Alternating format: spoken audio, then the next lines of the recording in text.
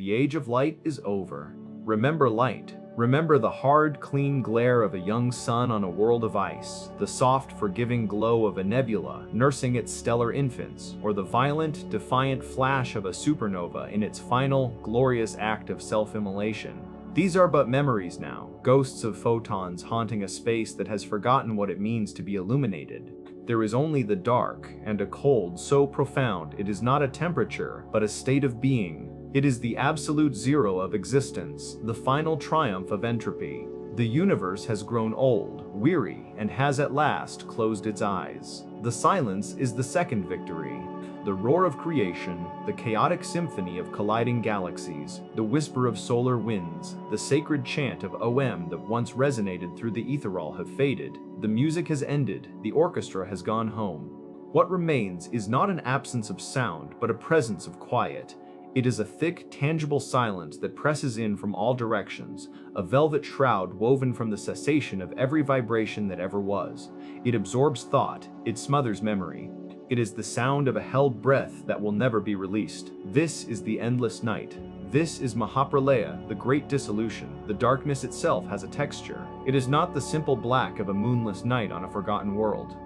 This is a deeper, more elemental dark, composed of the fine, particulate ash of dead stars and the dust of crumbled realities. It is viscous, like a slow-moving cosmic sea of ink. Within it, the last vestiges of physical law are fraying, coming undone like ancient threads. Gravity, the great shepherd of the cosmos, has lost its flock. Its pull is a weak and fading sigh. Time, the relentless river, has slowed to a near imperceptible crawl, its currents becoming thick and stagnant, pooling into a motionless lake of eternity.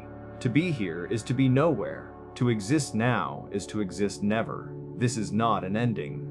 An ending implies something came before and that it is now over. This is a return to the negation that preceded the first thought of creation, a state of such perfect and terrible stasis that it feels more final than any death, more absolute than any conclusion. It is the universe forgetting its own name. To comprehend this final, all-consuming night, one must first understand the day that preceded it. The cosmos is not a single, linear story, but a cyclical breath of the divine.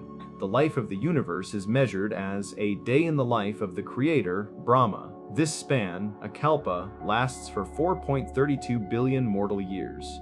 During this celestial day, Brahma, born from a lotus that blooms from the navel of the preserver god, Vishnu, brings forth all the realms, all the galaxies, all the gods, demons, and mortal beings. He populates the vast, empty stage with actors and sets, and the grand, intricate drama of existence plays out, governed by the immutable laws of dharma and karma. This drama is a dance of three fundamental forces, personified by the Great Trinity, the Trimurti. Brahma is the creator, the outbreath of existence. Vishnu is the preserver, the sustainer of cosmic order, the very fabric of reality itself.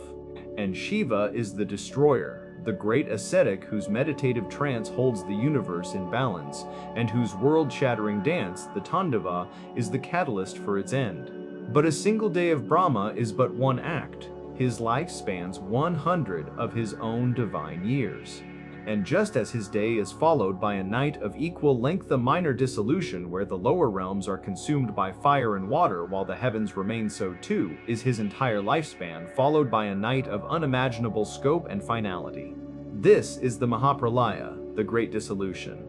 It occurs when Brahma himself, the creator, has grown ancient, his task complete, his creative impulse exhausted after a lifetime of 311 trillion mortal years.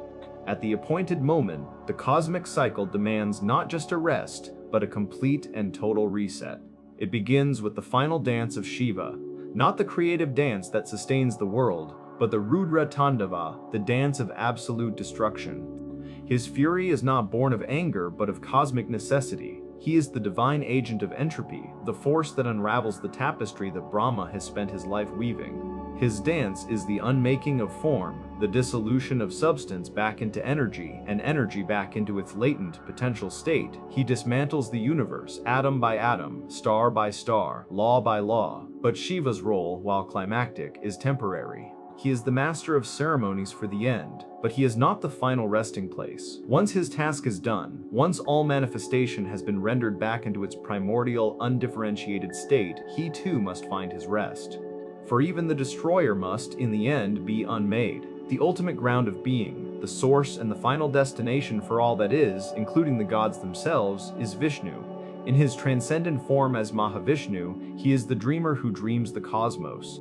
Brahma's life is but a single, complex thought within that infinite mind. Mahapralaya is the moment when that thought concludes, and the divine mind withdraws its attention, allowing all to resolve back into the perfect, silent unity of its own being. The onset was not sudden. It was a creeping cosmic twilight that stretched across millennia. The universe, in its final age, had become a shadow of its former self.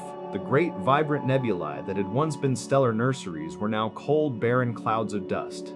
The galaxies, their spiral arms once blazing with the light of a billion suns, had slowed their majestic spin, their stars winking out one by one like embers in a dying fire. A profound weariness had settled over all things. From the vantage point of the final rishi, a great sage who had witnessed countless ages from his meditative perch on a dying, lightless world, the process was an exercise in letting go. He watched as the fabric of space, the akasha, grew thin and brittle. He listened as the cosmic hymn of Om, the vibration of existence, became faint, its pitch descending into a mournful subsonic hum. He felt the bonds of causality loosening, the rigid chain of cause and effect becoming lax and unreliable. The past was becoming as insubstantial as the future. He did not feel fear, only a sense of profound completion. He closed his physical eyes, long since blind to the fading light, and turned his inner vision toward the source of the great inhalation he could now feel. It was a gentle but inexorable pull, a cosmic tide drawing everything from the smallest atom to the grandest god back towards its origin. In his celestial realm of Brahmaloka, the creator himself felt this weariness most acutely. Brahma, the four-faced lord of becoming, sat upon a lotus whose petals, once vibrant and golden, were now withered and translucent. He looked out upon the fading tapestry of his own creation. The 14 lokas, the realms of existence he had so carefully fashioned, were losing their distinctness, their boundaries blurring as they began to dissolve into one another. The devas and asuras, the gods and demons whose epic struggles had defined the cosmic drama, had ceased their wars, their forms growing ghostly and indistinct. His creative urge, the divine fire that had fueled him for an entire lifetime, was now but a cool gray ash. His work was done. He, the firstborn of this cosmic cycle, would be the last to be withdrawn. He felt the gentle summons of his own source, the sleeping form of Mahavishnu, and a sense of relief washed over his four faces. It was time to go home. It was time to sleep. The final act was heralded by the shadow of Shiva Rudra, his form blotting out the last vestiges of galactic light. The beat of his cosmic drum, the Damaru, was the final rhythm, a slow, deep heart thud that resonated not through the air, but through the substance of reality itself. With every beat, a fundamental law of physics was unwritten. With every stomp of his foot, a dimension collapsed. His was a dance of methodical, passionless deconstruction. He was not destroying a living thing in anger, he was dismantling a machine whose purpose had been served. And as the final star fizzled into blackness and the final echo of his drumbeat faded into the now absolute silence, he too turned his gaze inward and allowed his own formidable being to be subsumed by the great, gentle, all-consuming pull. The great inhalation did not happen in space, it happened to space. It was not a movement of things through a void, but the dissolution of the void itself into a singular, non-dimensional point. The experience, for the consciousnesses still retaining a sense of self, was one of inversion. Reality turned inside out. The vast external cosmos collapsed into an infinite internal expanse. It began with the grossest elements. The principle of Earth, of solidity and form, lost its integrity. Mountains, planets, and the very dust between the stars lost their structure, dissolving not into liquid, but into the more fundamental principle of water.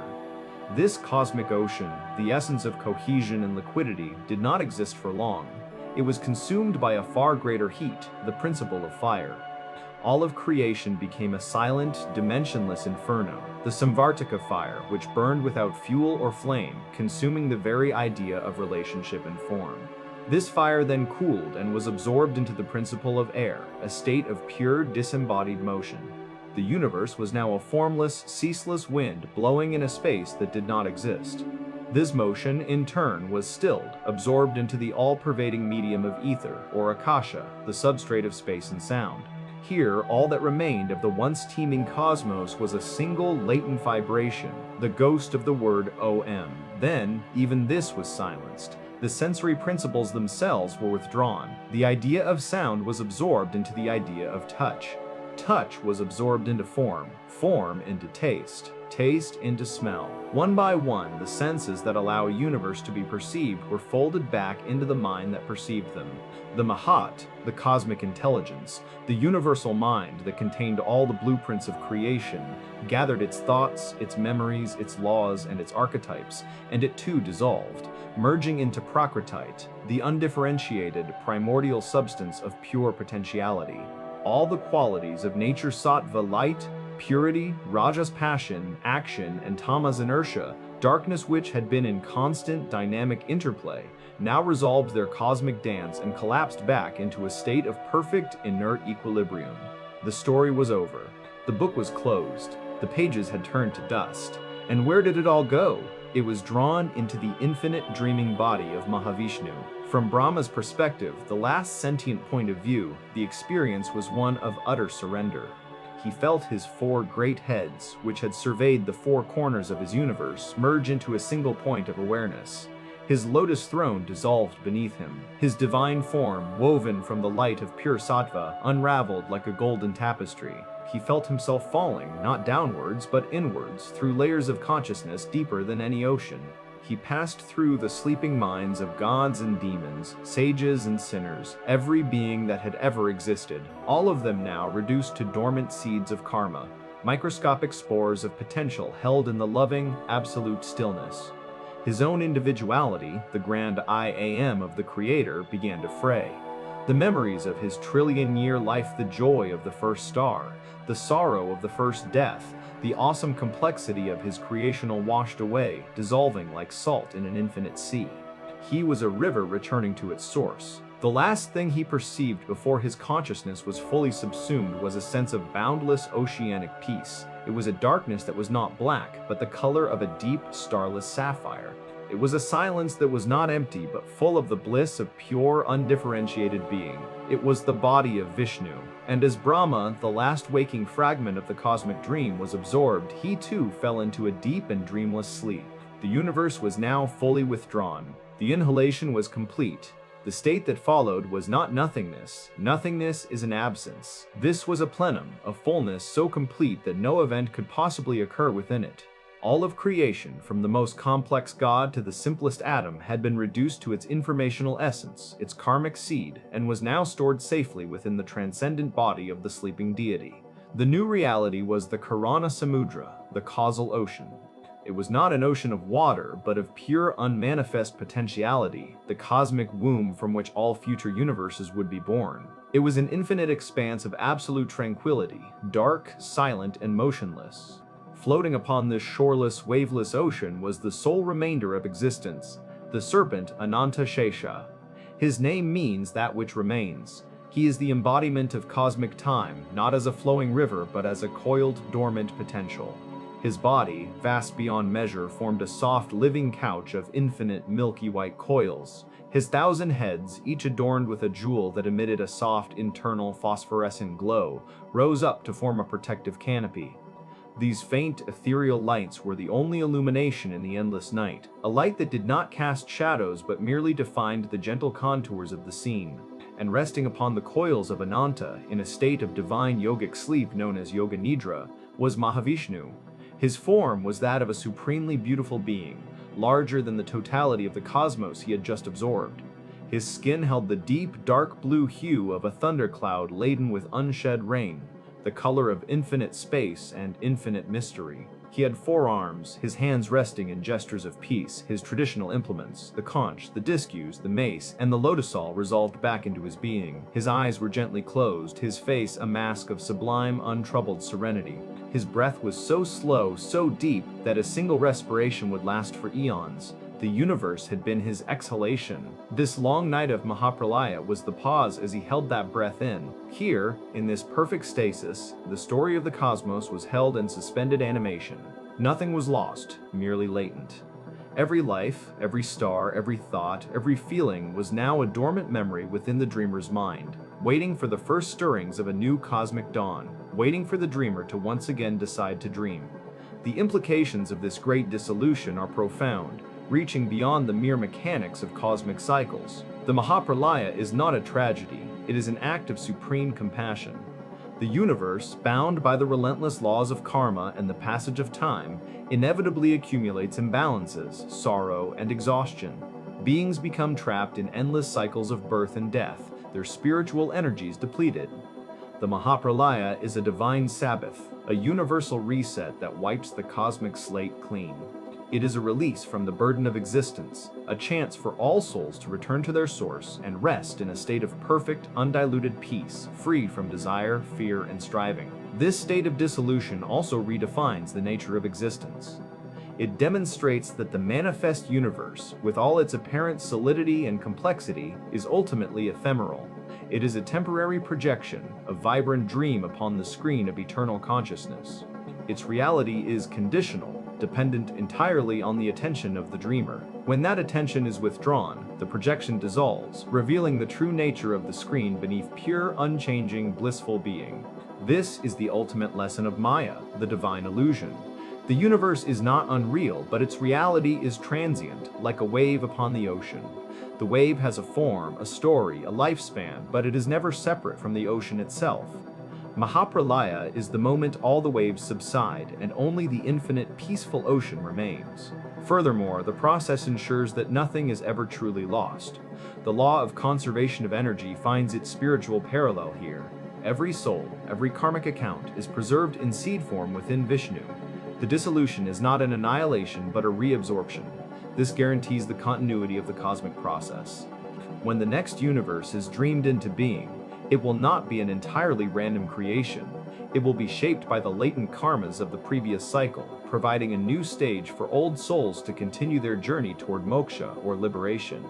The night of Mahapralaya is therefore not an end to the story, but a necessary and sacred intermission, a period of profound rest that allows the next act of the divine play to be even more glorious than the last. And so the long night reigns.